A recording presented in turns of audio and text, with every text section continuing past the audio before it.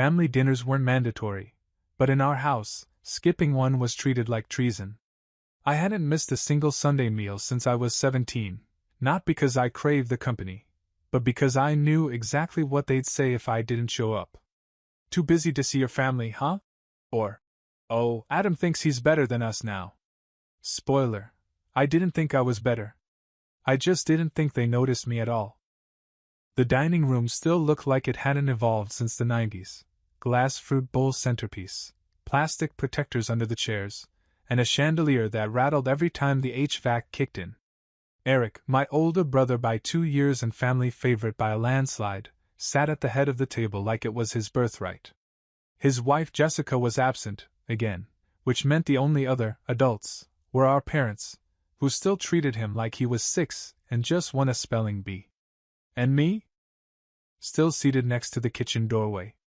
The swing seat, Mom called it. In other words, the chair nobody ever fought for. So, Eric said, swirling his wine like he understood tannins. Still riding solo, Adam? I looked up from my plate. He didn't wait for a reply. He never did. No wife, no kids, no life? He said with a smirk so wide it could have been copyrighted. Dad chuckled, not a belly laugh, more of a "he's got a point" grunt. Mom sipped her wine and muttered something about career-obsessed men. I cut into the chicken. It was dry. Not surprising. I stayed quiet. Because honestly, what could I say that would register with people who still thought success meant Christmas card photos and a golden retriever named Buster? Truth was, I had a good life. A quiet condo on the other side of town. A job in operations management with enough income to live well, save better, and help some people who never even noticed. No debt. No kids. No chaos. Just calm. But in this house? That meant nothing. Eric had 2 kids, a high-maintenance SUV he couldn't afford, and a LinkedIn profile that still said business consultant, though nobody could quite explain what he consulted.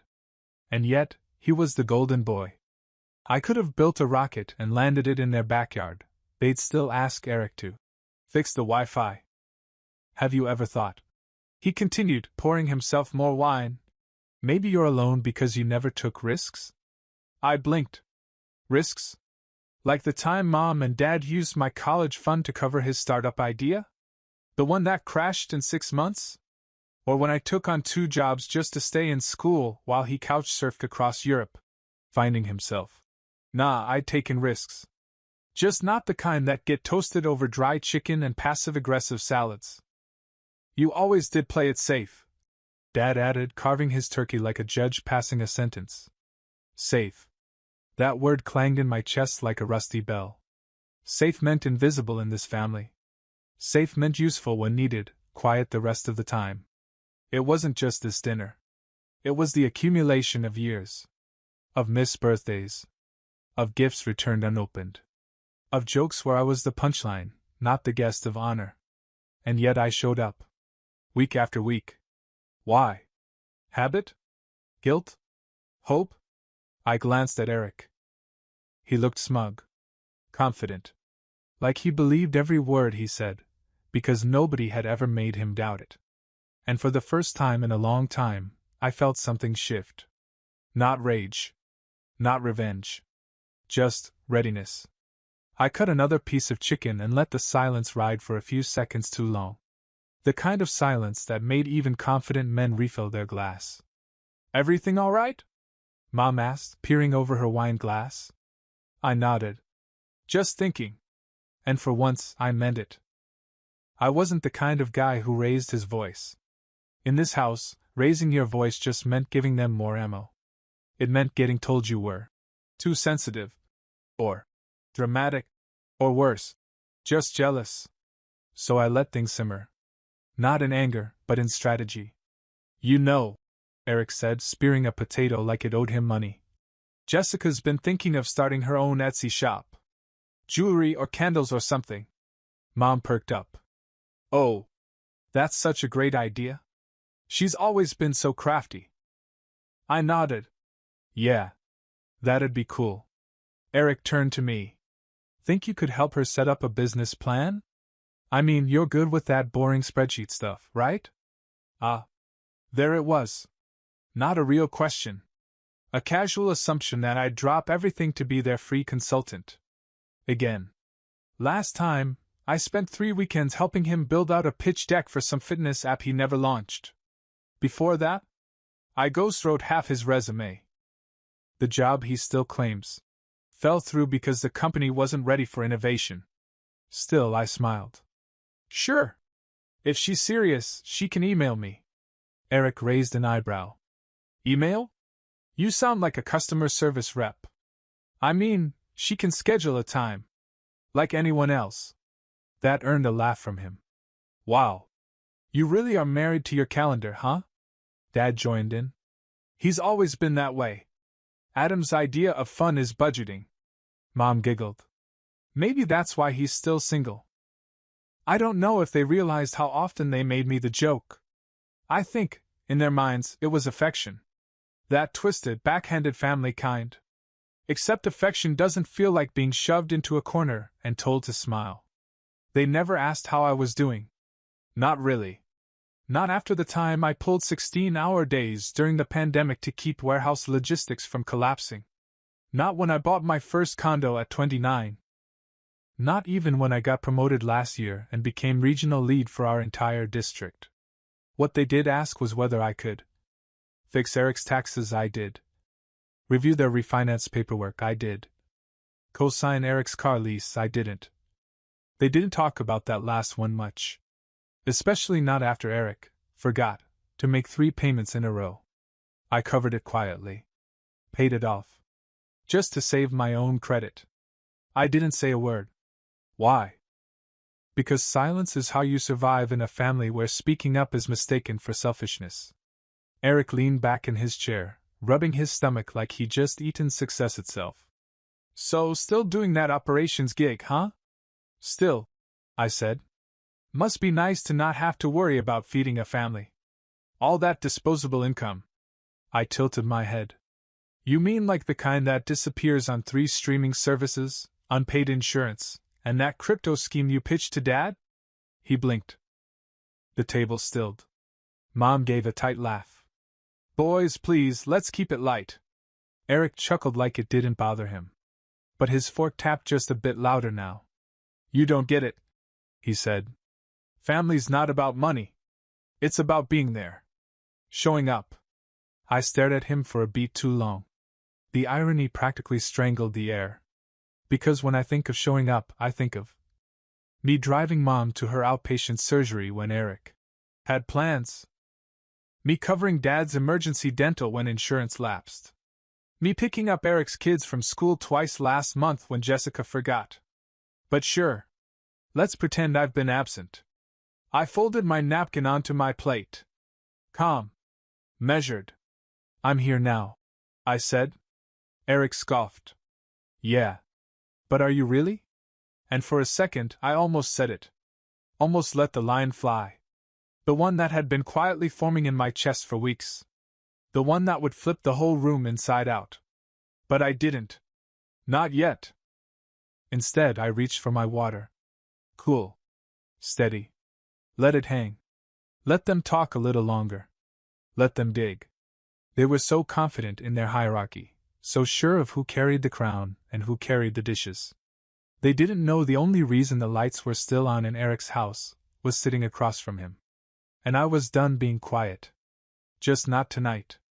After dinner, the clatter of dishes echoed through the house like background noise to a show I wasn't watching. Eric was already sprawled on the couch like he just clocked out from a 12-hour shift, not 2 hours of sitting, eating, and talking about himself. I was back in the kitchen, sleeves rolled up, hands in the sink, like always. My parents didn't ask, they just expected. Adam, grab the dessert plates? Mom called without even turning. Sure, I said, stacking them one by one. I had a dishwasher at my place. Here? I was the dishwasher. I felt Dad's presence before I saw him. He leaned against the doorway, wine glass still in hand.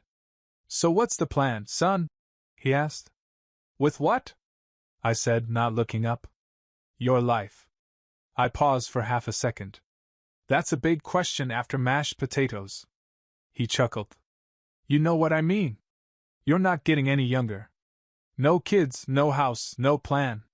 You're stable, sure, but what are you building? I rinsed a fork and let the water run. I could have told him I was building peace. That I had savings, investments, and a quiet little life that didn't require anyone's applause. But I knew what he meant. Where's the white picket fence? The smiling kids? The dog named Buster? I'm doing fine, I said. He nodded like that word disappointed him. Well, your brother's under a lot of pressure, you know. You might not understand what it's like to have to provide. I stopped rinsing. The irony nearly choked me. Because I was providing. Just not in the way he knew. I'd been covering Eric's mortgage for 8 months, ever since the bank called me, out of nowhere, because Eric had listed me as his emergency contact. Payments missed. Account defaulted. His credit score was so low it needed a ladder. And instead of owning up, Eric just kept pretending.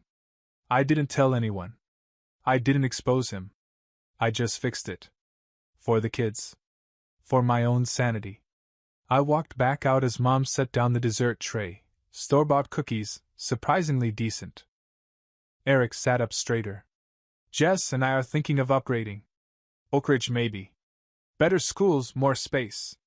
That's wonderful. Mom beamed. Eric nodded, serious. We just need a little help with the down payment. I didn't react. He kept going. Thought maybe we could all pitch in. Like a family investment. Dad nodded without blinking. Makes sense. Then they all looked at me. Like it was obvious. Eric leaned in. You could front it. Just until I lock in my next contract. That mythical contract. The one that had been in talks for 2 years. How much are we talking? I asked. He shrugged. 40 grand? My laugh almost escaped. Not because of the number, but because he said it like he was asking to borrow a hoodie. You've got no kids, no mortgage. He added casually. I blinked slowly. No mortgage? The man who's been living off my quiet bank transfers thought I was coasting. The room waited for my answer like it was already a yes. They weren't asking. They were assuming. I stood up, brushing crumbs off my jeans. Where are you going? Mom asked. Early morning, I said. I've got meetings. Eric smirked. Still married to your calendar? I looked at him, and smiled. Better than being married to a fantasy. His smile faltered, just a hair. Tell Jess to email me, I added, reaching for my coat. We'll talk candles, once the heat's off. Then I left. Not a scene. Not a shout. Just a quiet crack in their little reality. But it was enough. The fuse was lit. The next morning, I got up at 6:15. Not because I had to, my first meeting was at 9, but because I liked having time before the world started asking for things. My condo was quiet. My coffee was strong. And for once, my to-do list didn't include fixing someone else's mess. Until my phone buzzed. Eric. 6:37 a.m. I didn't pick up. He called again at 7:10.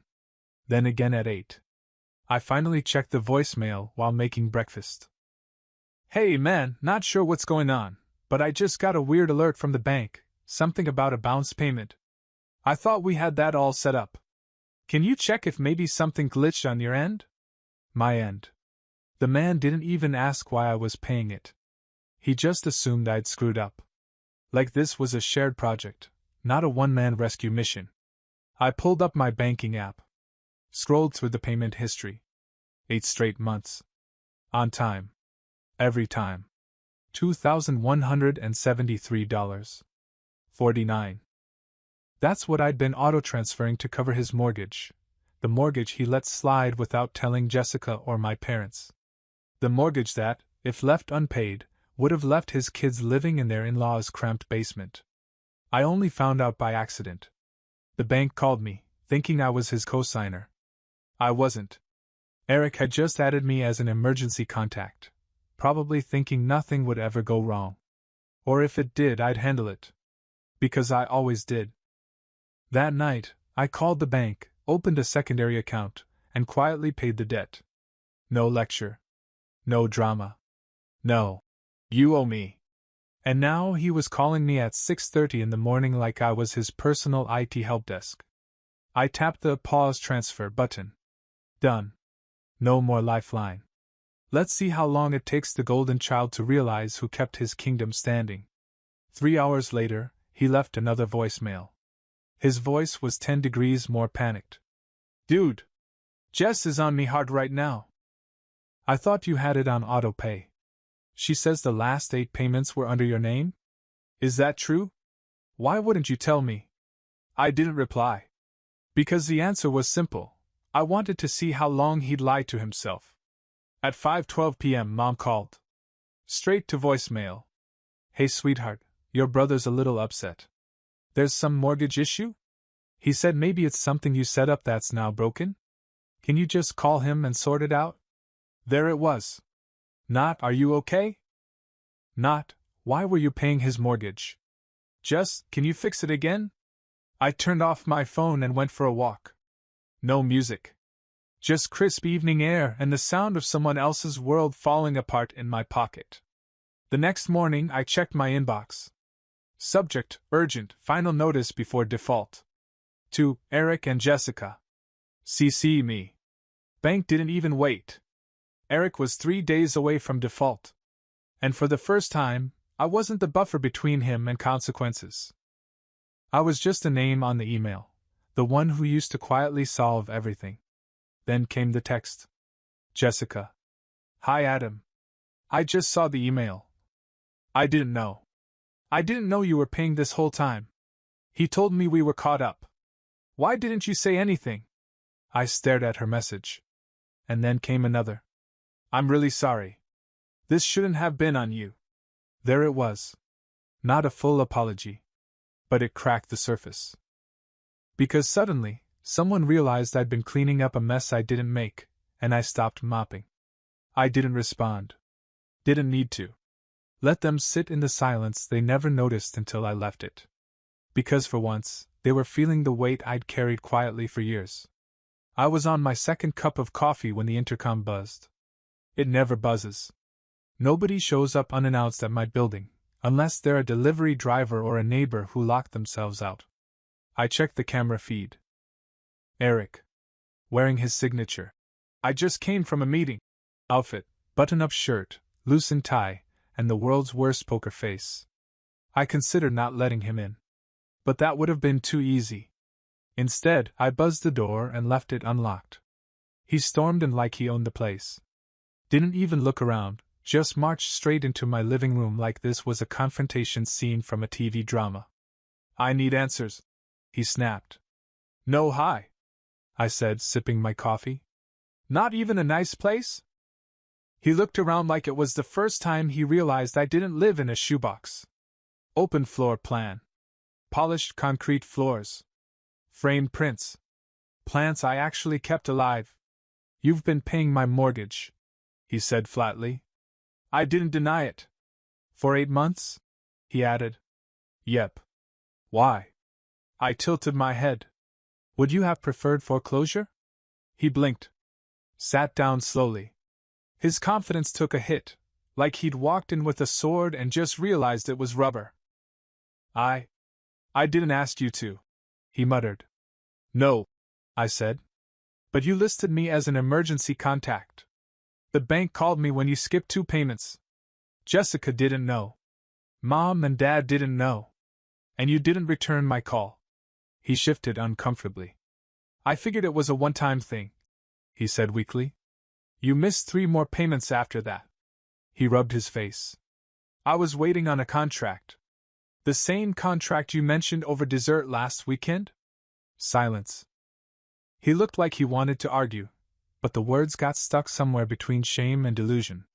Finally, he said, You made me look like a joke. I laughed. Out loud. I made you look like a joke? I repeated. Eric, you've been performing your one-man fantasy for months. The bank almost took your house, and you were out here posting beach photos with #grindseason. He stood up. You could have told me. I could have, I agreed. But you didn't ask. Not once. You just assumed someone would take care of it. That's not true. Really? I cut him off. Because even now, you're not apologizing. You're just mad I stopped. He opened his mouth again, then closed it. I leaned forward. Here's the truth, Eric. You've been living off the idea that I'm the lonely brother with no life. And while you were playing grown-up with leased cars and expired credit cards, I was covering your roof, your kids' safety, and your late-night online orders you pretended were for the business. His eyes widened. Oh yeah? I knew about the Amazon receipts. I pulled out my phone and opened the folder labeled Receipts, Mortgage. This is every payment I made. Every month. Every time you went out to dinner and posted about hard work paying off, I was the one literally paying. He didn't even look at the screen. He just sat down again. Slower this time. Quieter. I didn't mean for it to be like this. He mumbled. No, I said. You just didn't care how it was, as long as you weren't the one dealing with it. There was a long pause. The kind of silence that makes you realize someone has just met reality for the first time. Then he whispered, Did Mom and Dad know? I smiled, sipping my coffee again. Not yet. I didn't tell Mom and Dad. Didn't need to. By the next morning, Jessica had. How do I know? Because I woke up to 12 unread messages in the family group chat, a thread I usually muted unless there was a holiday or a birthday to fake celebrate. The preview alone was enough. Mom. Why would you go behind our backs like this? Dad. We could have figured this out as a family. Eric. Thanks a lot, Jess. I opened the thread like I was walking into a burning house with popcorn. Mom was in full meltdown mode. I don't understand, Adam. Why didn't you come to us if you knew Eric was struggling? Why handle it this way? Handle it what way? By not telling anyone that your precious golden child couldn't handle a mortgage? You made your brother feel humiliated. You should have talked to him instead of just cutting him off. That was rich. I paid for 8 months. Said nothing. And now I was the villain for no longer funding the circus? Dad chimed in next. Look, this isn't about blame. It's about family. We stick together. We lift each other up. We don't embarrass each other like this. Oh, but Eric mocking me in front of everyone at dinner? That didn't qualify. Suddenly, I was the one bringing shame to the family because I pulled my money, not my mouth. I was still reading when the call came in. Dad. I picked up this time. Adam. He said sternly, skipping hello. I'm disappointed. Great to hear your voice too, Dad. This isn't how family handles things. You could have come to us. You should have warned us. I leaned back in my chair. Warned you about what? That I was bailing your son out behind the scenes while you were busy toasting his success at dinner? Silence. You made him look small, Dad said finally. No, I said calmly. He did that. I just stopped editing the story for him. Another silence. Then, you know, not everything has to be a performance. I actually laughed. That's rich, coming from the man who gave Eric a new car when he graduated and told me not everyone's college material when I got my HVAC license. You're still bitter about that, he snapped. No, I said. I'm just not pretending anymore. You made it clear who mattered. I just finally took the hint. He tried to backpedal. We never said you didn't matter. No, I said. You just showed me. Repeatedly. There was a long pause. You could almost hear the gears trying to shift in his head. You know we've always supported you in our own way, he said softer now. I nodded, even though he couldn't see it. Yeah. I know. That's why Eric thought I'd just keep paying his bills without asking. Because that's how this family works, right? I fix, he shines. Adam. I gotta go. Someone's at my door. That was a lie. But I needed space, and he wasn't earning another second of my peace. I hung up before he could reply. And for the first time, the silence on my phone felt like relief instead of guilt. Later that night I got a text. From an unknown number. Hey man. It's Jess's brother Mark. Just wanted to say what you did. That was solid. Most people would have let it all burn. You tried. They just never saw it. I stared at that message longer than I should have. Because it wasn't just validation. It was recognition, from someone who didn't owe me anything. Someone outside the bubble finally saw what they'd all missed. And I realized, maybe I wasn't crazy. Maybe I was just done pretending the silence was okay. It started with a drip. Not metaphorically. An actual drip, in my parents' kitchen. On a Thursday night around 9:30, my phone buzzed with a text from Mom. Hey sweetie, sorry to bother, we've got a small leak under the sink. Think you could come take a look this weekend? It's probably nothing. No emoji. Which meant she was worried. And trying not to sound like it. I stared at the message. 3 weeks ago, I was invisible at the dinner table. Now I was their emergency contact too. I didn't reply. 5 minutes later, another ping. Your dad tried to fix it, but I think he made it worse. Water's all over the cabinet now. You always had a knack for this stuff. The compliments always came laced with need. I set my phone down and went back to folding laundry. At 10:17 p.m., she sent a third message. Can we please just talk? That one stayed unread. The next day, I got a voicemail from Dad. Look, if you don't want to come, fine. But we're calling a plumber and sending you the bill if it turns out you rigged something last time you were here. There it was. When guilt didn't work, they reached for blame. I hadn't touched the pipes in months. Last time I offered, Dad said, we're not your clients. Now they were asking for a technician on call, for free. Saturday afternoon, I got a photo in the family group chat. It was their kitchen floor, soaked. Towels everywhere. Caption: we're calling someone since Adam's clearly too busy. Underneath it, a message from Eric. Guess we know who really sticks around. That one made me laugh out loud. The man whose entire home would have been repossessed if I hadn't quietly covered his mortgage for almost a year, now pretending like he was the dependable one. I didn't respond. Instead, I screenshotted the chat and archived it. Then I booked a massage. I had the whole afternoon off, and for once, I wasn't using it to crawl under a sink for people who only remembered me when things got wet and inconvenient. Sunday evening, another voicemail. This one from Mom. Her voice was tired. I'm not asking for much, Adam. We just need someone we can count on. You used to be that person. I don't know what happened. I almost replied. Almost.